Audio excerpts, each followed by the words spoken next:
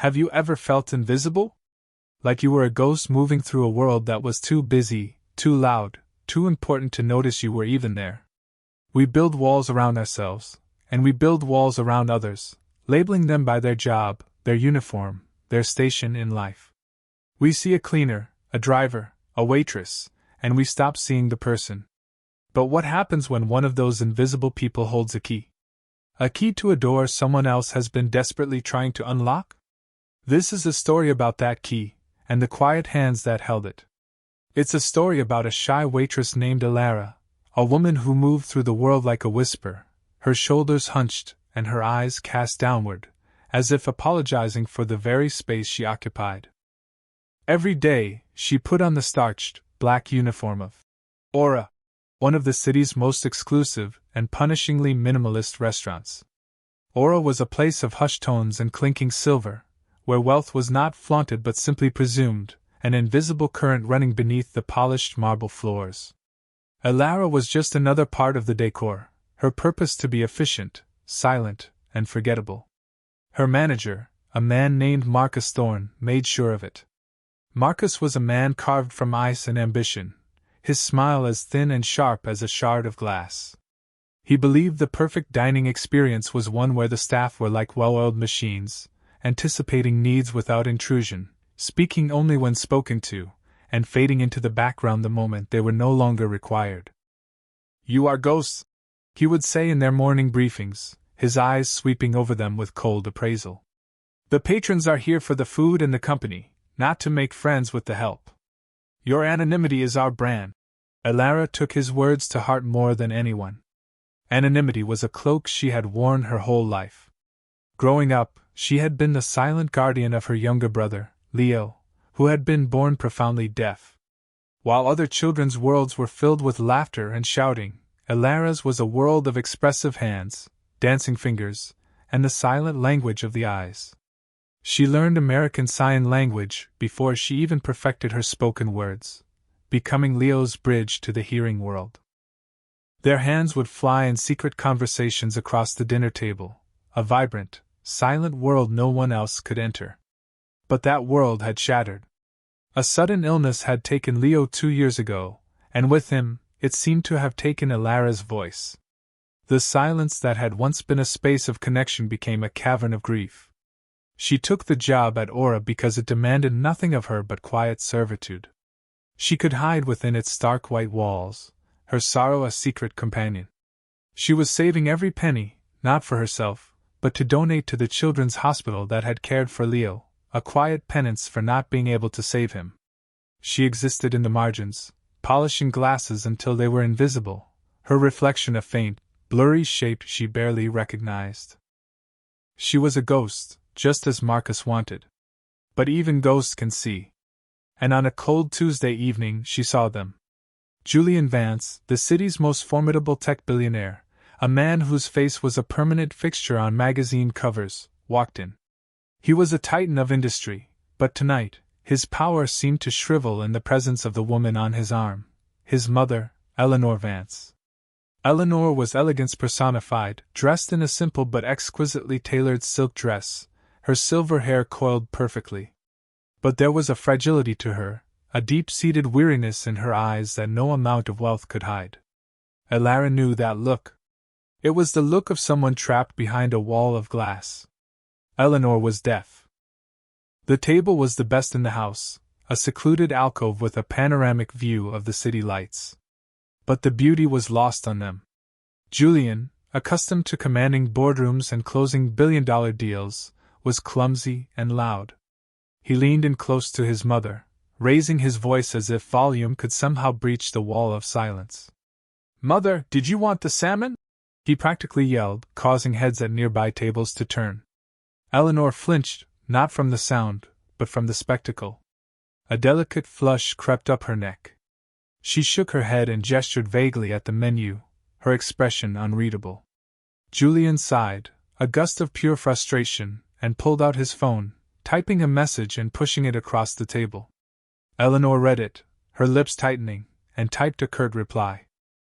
The dance continued, a stilted, awkward exchange of text and strained gestures. There was no warmth, no connection. It was a transaction, not a conversation. From her station by the service bar, Elara watched, her heart aching with a familiar pain. She saw not a billionaire and his mother, but a son who didn't know how to reach out and a mother who had long since stopped expecting him to. Marcus hovered near their table, his presence oily and anxious. He saw only the status of his guest, his mind calculating the potential for a rave review or a disastrous complaint. He offered Eleanor a fawning, pointless smile she couldn't see and spoke to Julian in a conspiratorial whisper. "Is there anything at all we can do, Mr. Vance? Perhaps a printed list of our specials for the lady?" His use of the lady was condescending, as if Eleanor were a problem to be managed. Julian waved him away with an irritable flick of his wrist. "We're fine," he snapped, though it was clear they were anything but. Elara felt a tremor in her hands. Every instinct screamed at her to stay put, to remain invisible. Marcus would crucify her for overstepping. It was not her place. She was a waitress, a ghost. Her job was to pour water and clear plates. But as she watched Eleanor stare out at the glittering, indifferent city, her face a mask of quiet resignation, Elara didn't see a wealthy matriarch. She saw Leo. She saw his frustration when the world refused to slow down and listen with its eyes. She saw his loneliness in a room full of noise. And in that moment, the ghost inside her found a pulse. The fear was a cold knot in her stomach, but the memory of her brother's smile was a fire in her heart. She wiped her trembling hands on her apron, took a deep, silent breath, and began to walk towards their table. The polished floor felt like a mile-long tightrope. Every step was a battle between years of conditioned invisibility and a single, powerful surge of empathy. Marcus's rules, the whispers of her colleagues, the weight of her own grief, it all screamed at her to turn back. But the image of Eleanor's lonely eyes pulled her forward, an undeniable magnetic force. She could feel Marcus's sharp gaze on her back, a physical pressure warning her away. She could hear the snide whisper of Chloe, another waitress who thrived on drama, likely saying, "What does she think she's doing?" But for the first time in 2 years, another voice was louder. It was Leo's voice, not in sound, but in feeling, a memory of his hand squeezing hers, a silent, "It's okay. You can do this." As she reached the table, Julian looked up, his face a thundercloud of irritation. "We don't need anything," he said, his tone dismissing her before she could even speak. He assumed she was there to refill his water or ask about appetizers, another minor interruption in his already frustrating evening. Elara's gaze, however, wasn't on him. It was on Eleanor. The older woman looked startled, her eyes wide as this unknown girl stopped directly in front of her, not her son. Elara's heart hammered against her ribs. Her mouth was dry. She couldn't speak, not with words. But her hands remembered. She lifted them slowly, deliberately, into the space between her and Eleanor. They felt clumsy at first, stiff from disuse. But then the muscle memory kicked in, a fluid grace returning as if it had only been sleeping. Her fingers curved and straightened, her palms turned, crafting silent words in the air. The first sign was simple, hesitant. "Hello?" Then, with a bit more confidence, she signed, "My name is Elara. Welcome to Aura." Eleanor's reaction was instantaneous and profound. Her carefully composed mask of polite indifference shattered. Her breath hitched. Her eyes, which had been dull with resignation, suddenly blazed with light, a startling, brilliant blue. A look of pure, unadulterated shock washed over her face, followed by something akin to wonder. She leaned forward, her entire being focused on Elara's hands as if they were performing a miracle. Julian watched this silent exchange, his irritation turning to utter bewilderment. He didn't understand what was happening, but he could see its effect on his mother. He saw the tension leave her shoulders, the tight line of her mouth soften. He saw a flicker of the vibrant, engaged woman she had been before her world went quiet. He was so stunned, he couldn't even form a question. Elara felt a surge of courage. She saw the opening, the connection she had risked everything for. She continued, her hands moving more smoothly now, the silent language flowing from her like a river undammed. Is everything to your liking? Is there anything I can help you with? Eleanor's own hands, which had been resting limply in her lap, rose as if of their own accord. They were shaky at first, her signing a little rusty, like a musician picking up a long-neglected instrument. You sign? She asked, her expression a mix of disbelief and dawning joy. Elara offered a small, shy smile, the first genuine smile that had graced her face in months. Yes, she signed back. For a very long time. For a moment, the two women were in their own world. The clatter of the restaurant, the murmur of other diners, the imposing presence of Julian Vance, it all faded away. There was only this silent, beautiful conversation. Elara asked Eleanor about the city lights, which ones were her favorite. Eleanor, in turn, asked Elara where she had learned to sign with such an expressive, almost poetic dialect. It wasn't the rigid, academic signing one learned in a class, it was personal, imbued with emotion. My brother, Elara explained, a flicker of sadness touching her signs. He taught me. Eleanor's eyes softened with understanding. She reached across the table and, for a fleeting second, touched Elara's hand. It wasn't a grand gesture, but it was a profound one. A silent thank you. A recognition of shared experience. A bridge built across a chasm of silence. The spell was broken by a sharp, furious voice. What is the meaning of this? Marcus Thorne stood beside the table, his face a mask of cold fury. His eyes were not on the billionaire patron but were fixed on Elara, burning with a rage that was both personal and professional. Miss Hale. You are a waitress. Your job is to take orders and serve food, not to perform parlor tricks and disturb our guests. The words were like stones, each one thrown with precision to wound and humiliate. Chloe, the other waitress, was hovering nearby, a smug, satisfied smirk on her face. The hushed restaurant fell even quieter. Diners at nearby tables paused, their forks halfway to their mouths, their attention drawn to the unfolding drama. Elara froze, the warmth of her connection with Eleanor instantly evaporating, replaced by a familiar, icy dread. Her hands dropped to her sides. The ghost was back, pinned by the spotlight of her manager's wrath. She looked down at the floor, her cheeks burning with shame, her brief moment of courage crumbling into dust. She had broken the cardinal rule. She had made herself visible. And now, she was going to pay the price. Marcus's voice was low and venomous, intended for her but loud enough for the entire alcove to hear.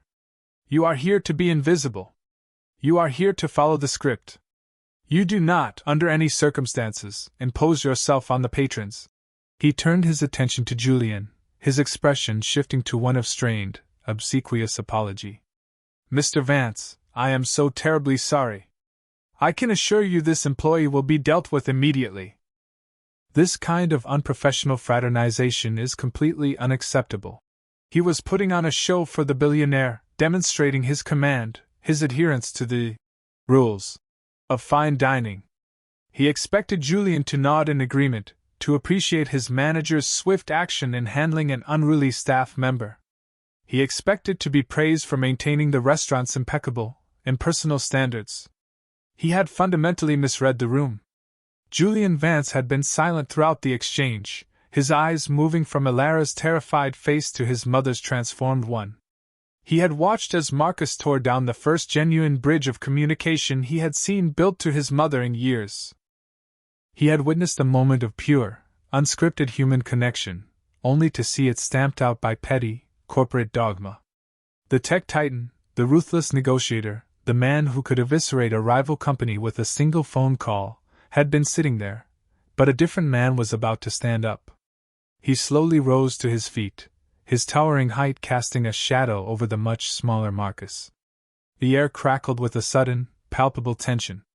When he spoke, his voice was not loud, but it carried a weight that made the clinking of silverware throughout the restaurant cease entirely. Dealt with? Julian repeated the words slowly, letting them hang in the air like a death sentence. You think she needs to be dealt with?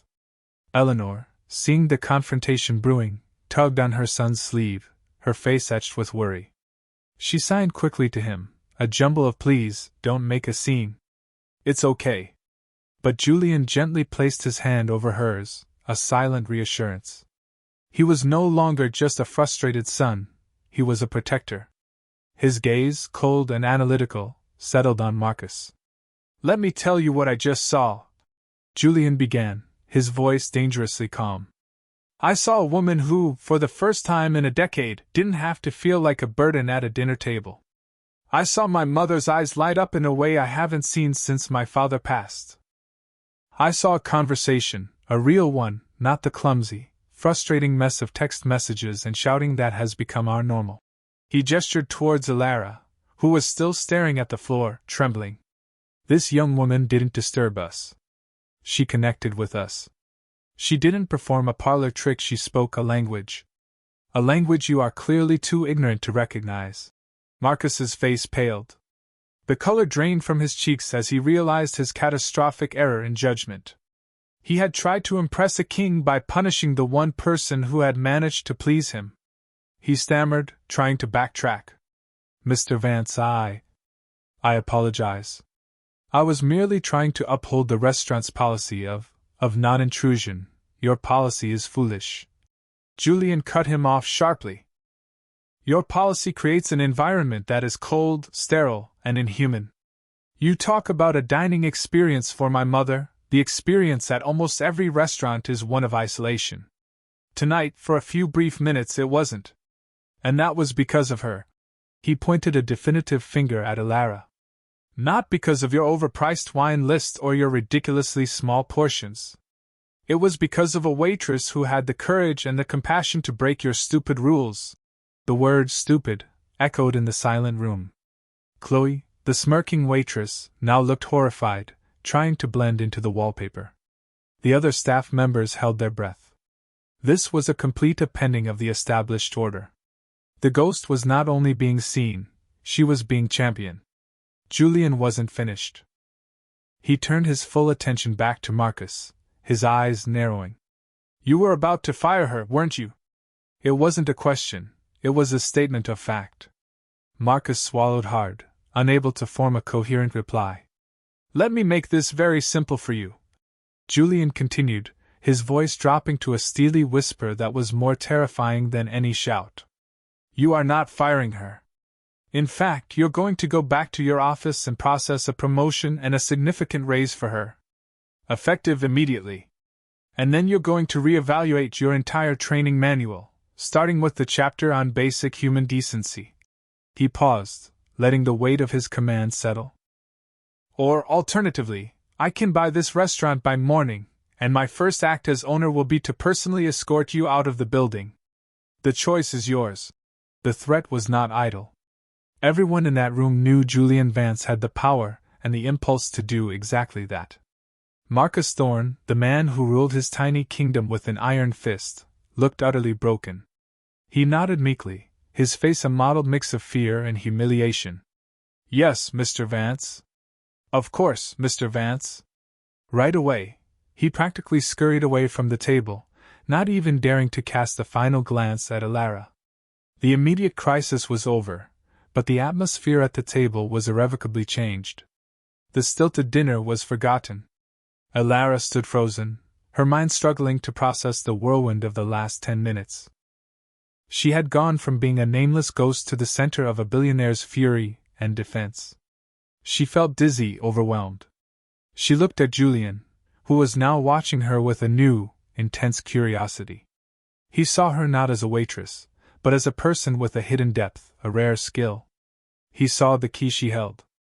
Please, Julian said, his voice much softer now, gesturing to the empty chair at their table. Sit down. I think we have a lot more to talk about. Eleanor nodded enthusiastically, her eyes sparkling. She signed to Alara, her hands clear and inviting. Please. Stay. Hesitantly, Alara sank into the plush velvet chair, a place she would have been fired for even touching just moments before. She was no longer just serving the table, she was a guest. For the first time, she looked directly at Julian Vance, and he looked back, not as a patron to a servant, but as one human being to another.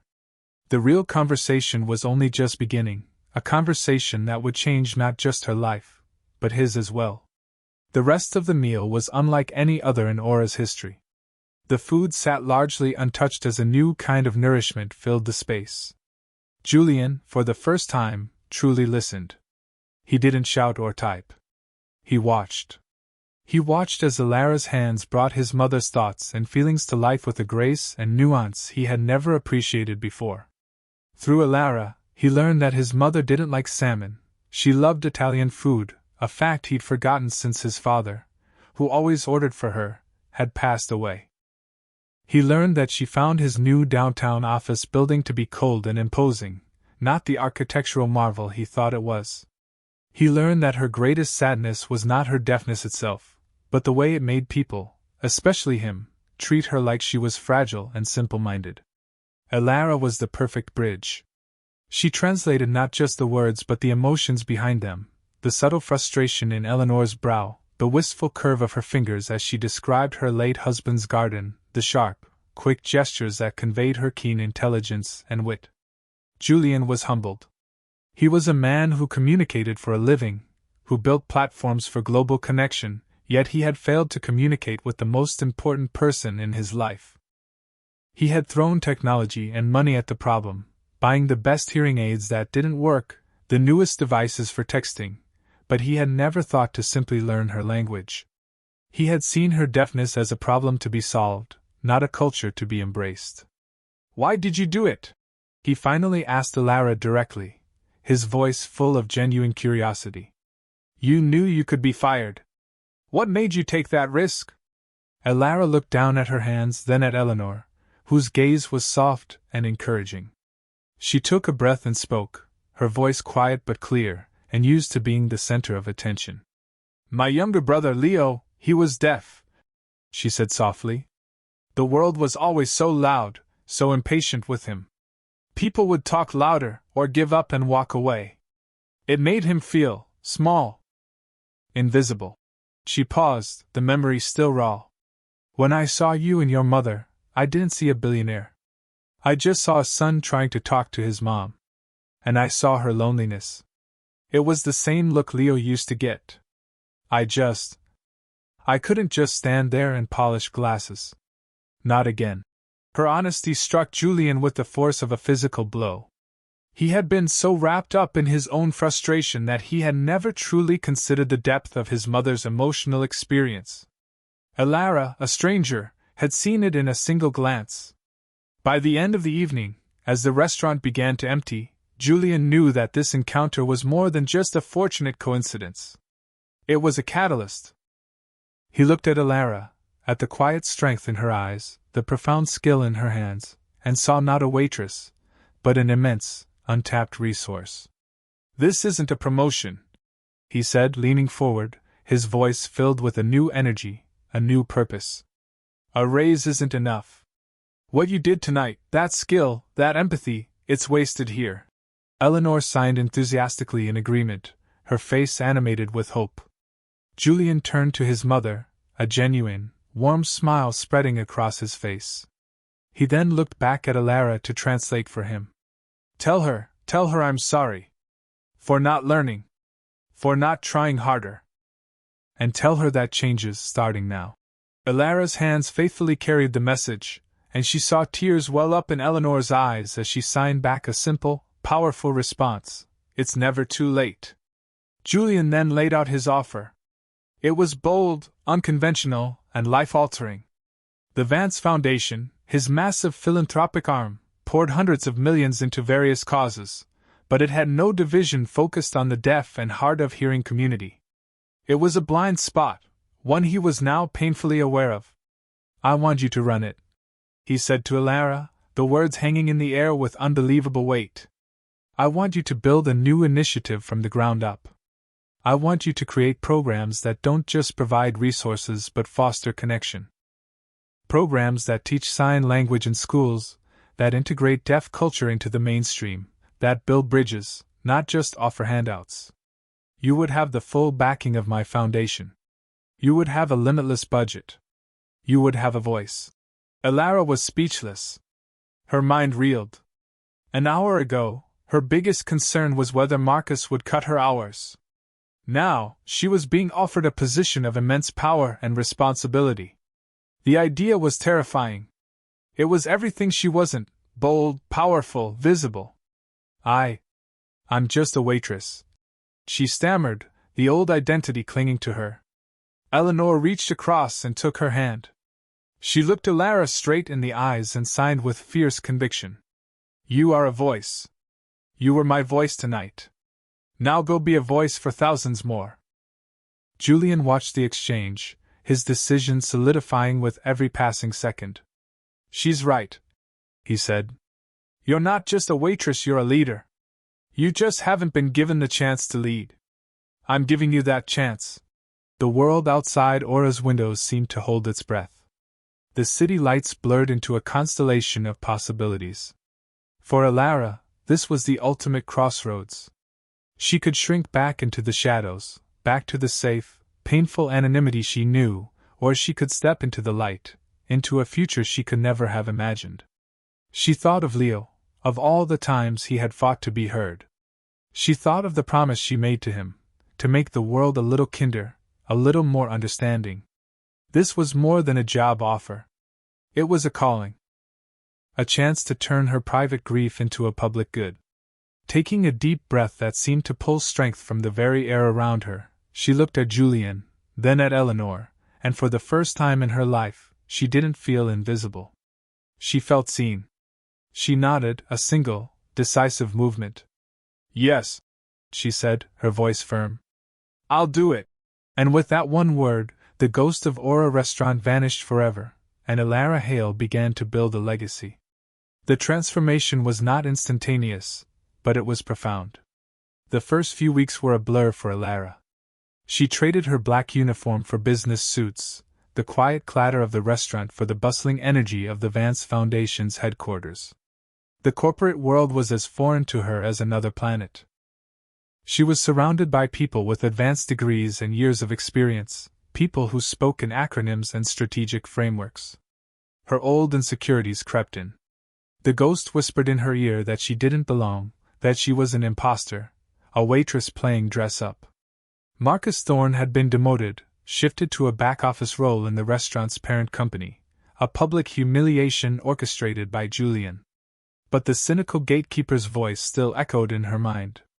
Chloe and her other former colleagues now looked at her with a mixture of awe and resentment, their whispers following her as she left the restaurant for the last time. But every time doubt threatened to overwhelm her, she had two powerful anchors. The first was Julian. He became her staunchest ally, a true catalyst for her growth. He shielded her from the corporate politics, personally sat in on her initial meetings, and made it unequivocally clear to his entire executive team that Elara Hale spoke with his full authority. He saw the skepticism in the eyes of his board members, the way they looked at her resume and saw only waitress. "Her resume isn't on paper," Julian told them in a tense board meeting. "Her resume was in the way she gave my mother a voice. It was in an act of compassion that none of us, with all our resources, ever thought to perform. If that's not a qualification for leading a humanitarian initiative, then I don't know what is."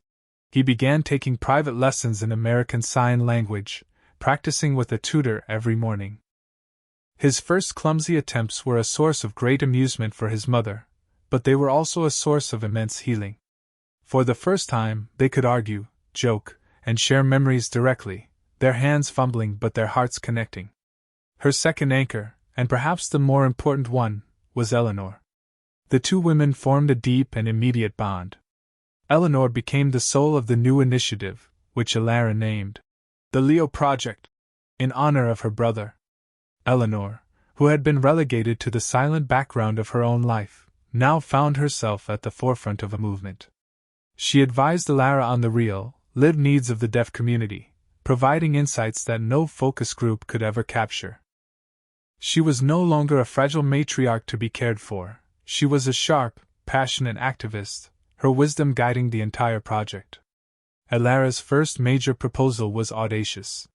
She didn't want to just fund existing charities. She wanted to create a network of connection centers. These wouldn't be sterile clinics or offices. They would be warm, inviting community hubs, modeled on the welcoming atmosphere of a cafe, where deaf and hearing people could come together. They would offer free ASL classes for the public, host deaf artists and storytellers, provide cutting-edge technological support, and most importantly, create a space where conversation, in all its forms, could flourish. The board was skeptical. The budget was enormous. It's inefficient, one numbers-focused executive argued. We could impact more people with a targeted grant program. Alara, standing at the head of the polished boardroom table, felt a flicker of her old fear. But then she looked at Julian, who gave her a subtle nod of encouragement. She remembered her purpose. We are not trying to be efficient, Alara stated, her voice ringing with a newfound confidence. We are trying to be human. Isolation isn't a problem you can solve with a grant. It's a wall that you have to take down, brick by brick, with conversation and understanding. We're not just offering services, we're building a community. Her passion, backed by Julian's unwavering support, won them over. The Leo project was approved, and Alara was at its helm. The shy, invisible waitress was now in charge of a multi-million-dollar initiative, her vision poised to change thousands of lives. The following year saw the grand opening of the first Leo Project Connection Center. It was nothing like a typical foundation building. It was bright, open, and full of light, with a coffee bar, a small theater, art-covered walls, and sound-dampening architecture that made visual communication easy. The opening night gala was the biggest event of the city's philanthropic season. Alara stood on a stage, not in a waitress uniform, but in an elegant dress, a gift from Eleanor. She looked out at the crowd, a mix of city officials, wealthy donors, and most importantly, dozens of members of the deaf community who had been invited as the guests of honor. Julian and Eleanor sat in the front row. Julian's hands, now moving with a comfortable familiarity, rested on his mother's arm. Alara began her speech not with spoken words but with her hands. An interpreter stood beside her, but for the first full minute, Alara signed in a powerful, expressive silence, her message one of welcome and inclusion. She spoke of her brother, Leo, not with sadness, but with a celebration of the vibrant, silent world he had shared with her. She spoke of the walls people build and the courage it takes to cross them. A single act of communication can change a life. She signed, her movements fluid and confident.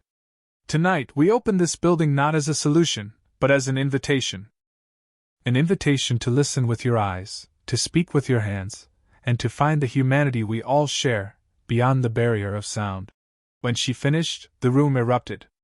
The hearing members of the audience applauded loudly, but the deaf members raised their hands, waving them in the air, the silent, beautiful applause of their culture. In that moment, Alara Hale was anything but invisible. She was a beacon. So, let me ask you again, have you ever felt invisible? Or more importantly, have you ever been the one to look right through someone else? The story of Alara, Julian, and Eleanor is not just about a shy waitress and a billionaire. It's a reminder that extraordinary gifts are often hidden in the most unexpected places. They reside in the quiet ones, the overlooked, the people who serve our coffee or clean our offices. Every person we walk past is a universe of experiences, skills, and potential we know nothing about. Alara's hands held more than just a dinner plate.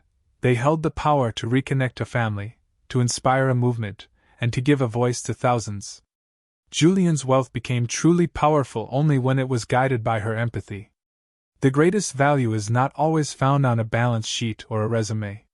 It is found in the courage to see another person's humanity. To see the person, not the uniform. So, the next time you encounter someone who seems invisible, pause. Look closer. Offer a smile. Ask their name. You never know what hidden language they might speak, what silent world they might unlock. The most powerful connections are often just one brave gesture away. Share this story with someone you believe in. Remind them that their hidden gifts are valuable, that their quiet voice matters. And in the comments below, tell us about a time someone saw the real you when no one else did. Because every one of us deserves to be seen.